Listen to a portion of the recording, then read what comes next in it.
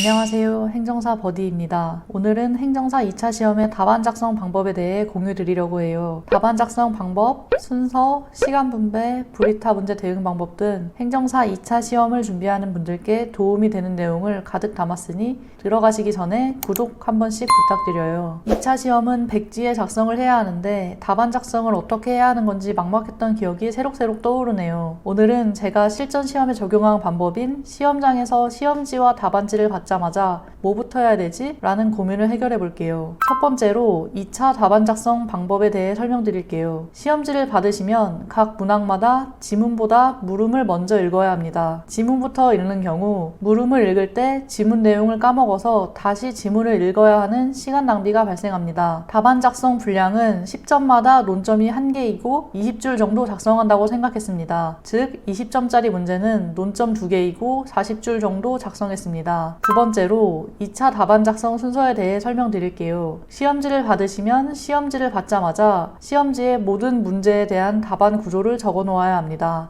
답안 구조는 1-1번, 1-2번, 2번, 3번, 4번 순서로 문제 제기, 단문 제목, 사안 해결에 대해 키워드와 결론 키워드만 적어 놓습니다. 시험지에 모든 문제에 대한 답안 구조를 다 적으셨으면 답안지에 답안 작성을 시작하시면 됩니다. 답안지에는 단문형 문제의 답안을 먼저 작성한 다음에 사례형 문제에 대한 답안을 작성합니다. 사례형을 먼저 작성하면 시간상 단문형이 부실해집니다. 단문형은 외운 내용만 그대로 토해내면 끝이라서 시간 내 작성이 가능합니다. 따라서 시험지에 구조를 적을 때와는 반대로 답안 작성은 4번, 3번, 2번, 1-2번, 1-1번 순서로 작성합니다. 결론적으로 8분에서 최대 10분 내에 1-1번부터 4번까지 순서대로 시험지에 구조를 적어놓고 답안 작성은 마지막에 구조를 적어서 가장 기억이 생생한 4번부터 시작해서 1-1번까지 역순으로 작성합니다. 중요한 점은 시험지에 구조를 잡아놓았으니 답안 작성 때에는 기계처럼 쉬지 않고 계속 써야 합니다. 세 번째로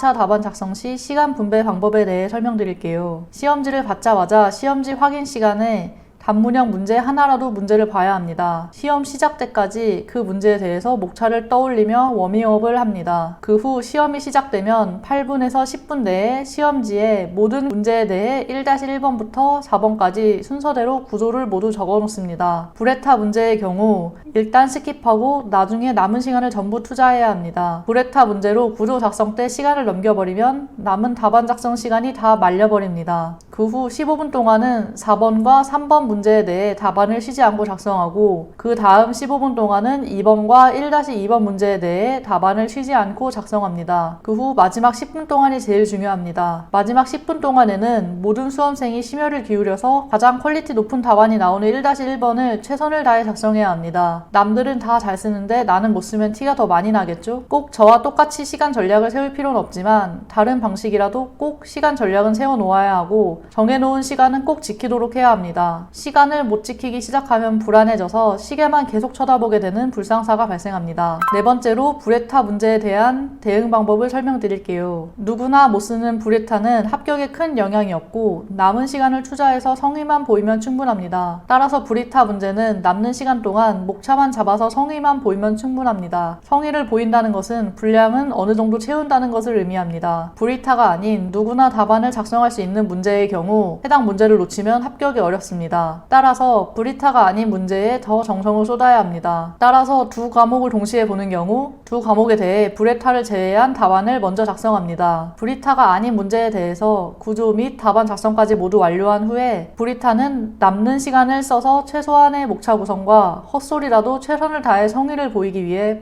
분량을 채운다는 느낌으로 씁니다. 다섯 번째로 모의고사 연습에 대해 설명드릴게요. 시간 분배 목표대로 시간 내에 답안 작성이 가능하다면 풀답안 연습은 그만하고 논점 찾기, 사안 포섭 연습만 반복해야 합니다. 풀답안 작성은 시간 내 작성이 가능한지 확인하기 위한 것일 뿐 시험날까지 계속 풀답안을 작성하면 손목도 아플 뿐더러 그 시간에 암기를 한 번 더 하는 게 휘발성이 심한 행정사 시험에 더 효율적입니다. 모의고사 첨삭은 사례형이 있는 한 과목만 첨삭을 받으면 충분합니다. 단 사안포섭이 매우 풍부한 강사를 선정해서 첨삭을 받아야 합니다. 사례형이 아닌 단문형만 존재하는 과목의 경우 첨삭은 전혀 도움이 되지 않습니다. 단문형이나 기본적인 논점 제기 및 사안 해결은 시간이 지나면 누구나 작성이 가능하기 때문입니다. 그러나 사안포섭은 사안포섭이 풍부한 답안지를 계속 접하지 않는 이상 다른 수험생과의 차별화를 할 수가 없습니다. 저의 경우 행정사 실무법만 총 10일의 첨삭을 받았고 해당 강사의 문제 제기, 사안포섭, 문제 해결은 반복적으로 익숙해지도록 했습니다. 여기까지 제가 실제로 시험장에서 시험지와 답안지를 받자마자 어떻게 답안 작성을 했는지 방법을 알려드렸는데요. 블로그에도 더 자세하게 설명되어 있으니 방문하셔도 좋습니다. 제가 적용한 방법일 뿐 모든 분들께 적용할 수 있는 방법은 아니니 하나의 참고로 활용해 주시고 여러분만의 다른 꿀팁이 있다면 댓글로 알려주세요. 현재는 행정사 합격 후 행정 업무를 맡고 있으니 혹시나 제 도움이 필요하신 분들이 계시면 부담 갖지 마시고 고정 댓글에 남겨드린 링크로 편하게 연락주세요. 감사합니다.